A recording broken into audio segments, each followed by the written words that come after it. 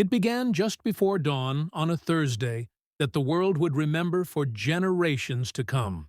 At 4:37 a.m. Washington time, the President of the United States, Donald J. Trump, stepped behind the resolute desk, flanked by the Secretary of Defense and the Chairman of the Joint Chiefs of Staff.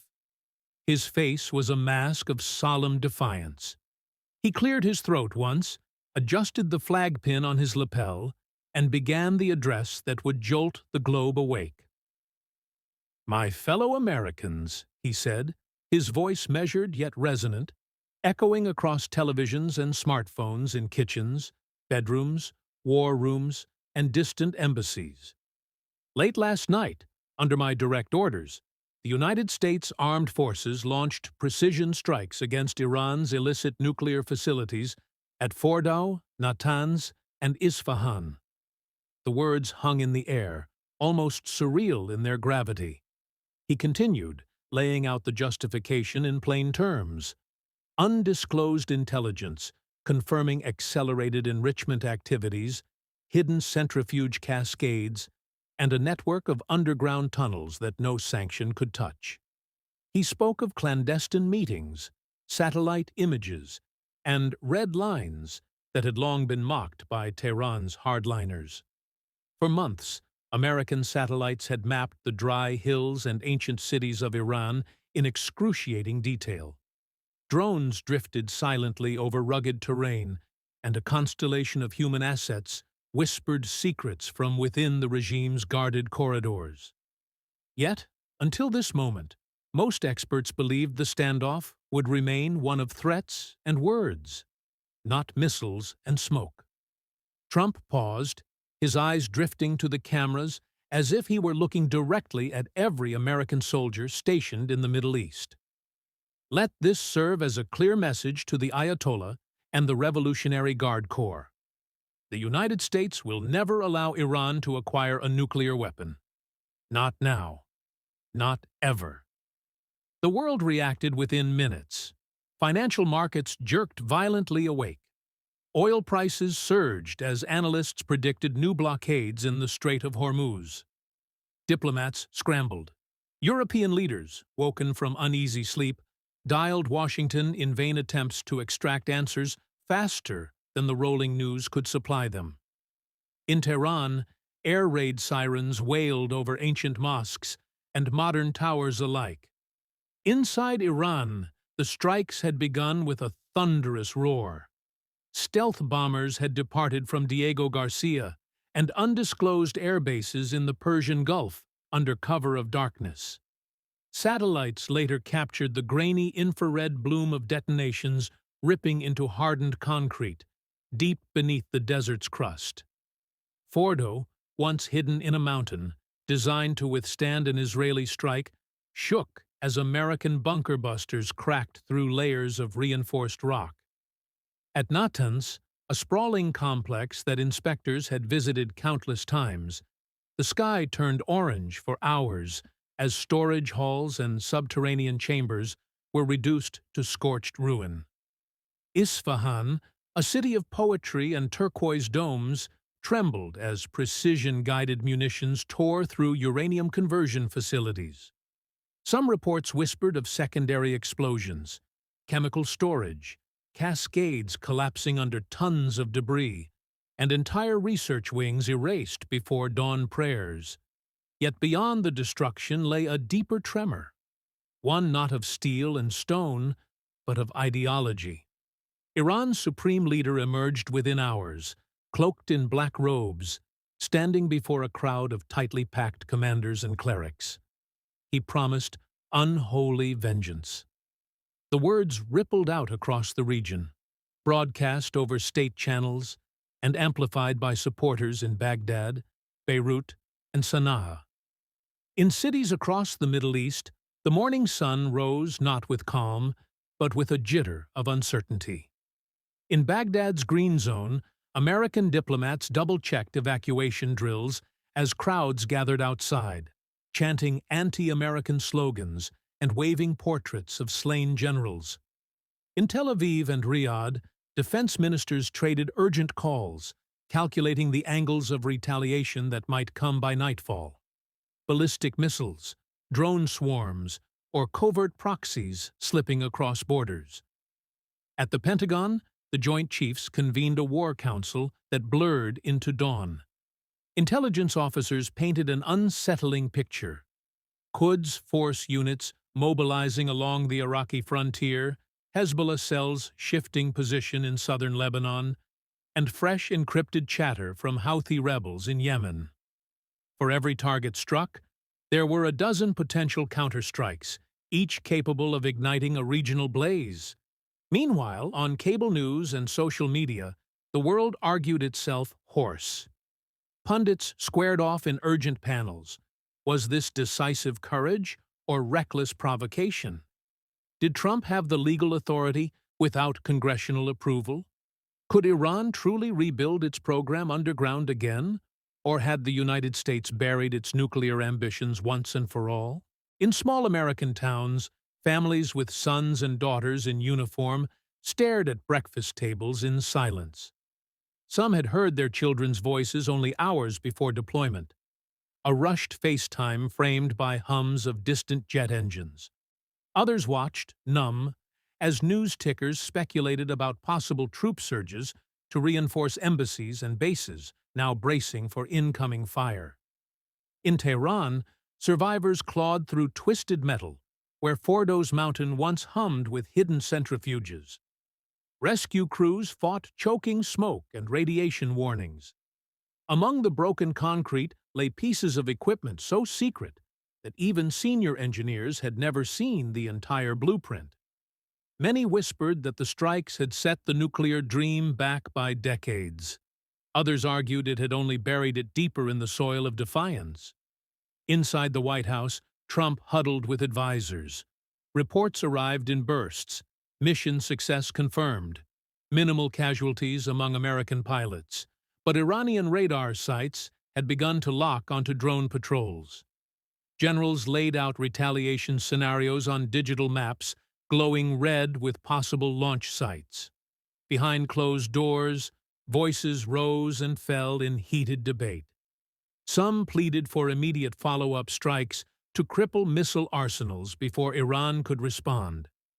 Others warned that pushing further risked drawing Russia or China more forcefully into the crisis.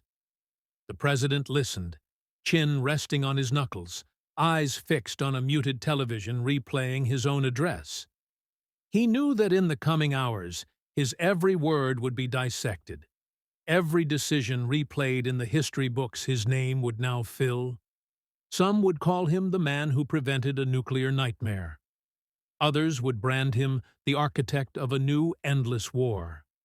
As daylight settled over Washington, a bitter truth dawned too. The strikes were done, but the consequences were only beginning to unfurl their claws. Around the globe, capitals scrambled to interpret how far the aftermath would reach. In Brussels, NATO ambassadors convened an emergency session, their faces pale with the memory of past wars that had begun with a single spark and devoured entire regions.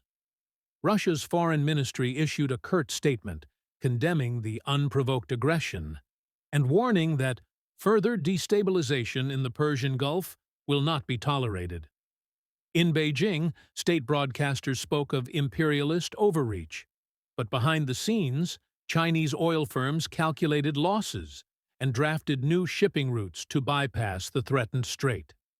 Markets quivered. Brent crude climbed above $120 per barrel within hours, sending ripple effects into gas pumps from Kansas to Cornwall. Airlines rerouted flights to avoid Iranian airspace. Insurance premiums for cargo ships through the Gulf doubled overnight. Traders on Wall Street called it a black swan event. Farmers in rural Indiana called it something simpler.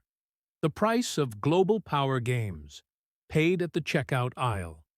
Yet, for the average Iranian family, the price was far steeper. In Natanz, mothers wept outside clinics over husbands and brothers lost in the night's explosions. Children wandered among collapsed buildings, their eyes wide, learning too soon how easily distant politics could fall from the sky in streaks of fire. For every scientist targeted, there were janitors, drivers, and security guards who never knew they guarded secrets worth dying for. Inside the Supreme National Security Council of Iran, the nation's military elite and clerical hardliners argued over the shape and scale of vengeance. Some demanded immediate ballistic missile barrages against American bases in Qatar, Bahrain, and the UAE. Others urged a slower burn, sabotage, cyber attacks, and the quiet unleashing of militias already positioned like chess pieces across the region. By dusk in Tehran, the supreme leader's words were carved into giant banners hanging from bridges and lampposts. Their bombs will break stone, but not the will of the revolution. Crowds gathered beneath them, fists raised, portraits of martyred commanders held aloft. Chants for retaliation rose louder with each passing hour, and as the drums of reprisal beat across Iran, America's allies braced themselves. In Tel Aviv, the Iron Dome batteries rotated toward the north and east. In Riyadh, interceptor missiles glistened under desert stars, ready to catch anything fired from the arc of Iranian proxies stretching from Basra to Beirut. Yet in quiet corners of Washington, a different conversation unfolded. Whispers of back-channel offers from Tehran, intermediaries hinting that if sanctions eased, if hostilities paused, perhaps the program could be halted by diplomacy rather than bombs. Skeptics rolled their eyes. Others, exhausted by 20 years of Middle Eastern wars, wondered if it might be the only off-ramp left. Trump, however, remained unmoved, at least publicly.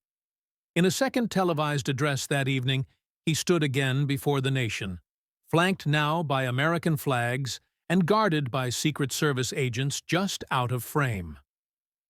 The United States has acted with resolve and precision. We do not seek war with the Iranian people, but we will never, ever tolerate threats to our security or that of our allies. Any attack on Americans will be met with overwhelming force. His words, carved in the clarity of his blunt style, left little room for doubt.